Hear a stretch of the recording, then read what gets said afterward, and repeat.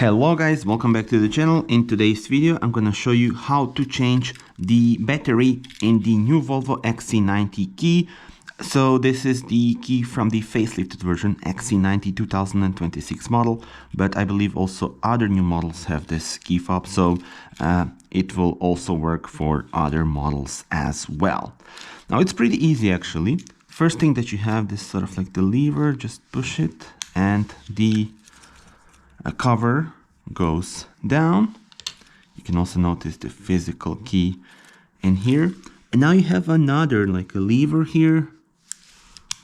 This is for the other side. So now that we've removed the covers, again, physical key is here, and then here is where you have the battery. Now it says here close open, so you will use the screwdriver and push it to the open position. You can also use it here on the side to open the cover.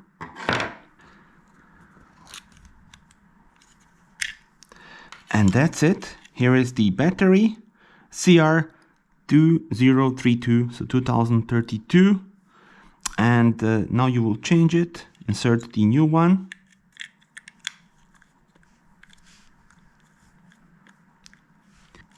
There we go, put the cover back. You want to put it here to the open position and then just put it back to where it says close.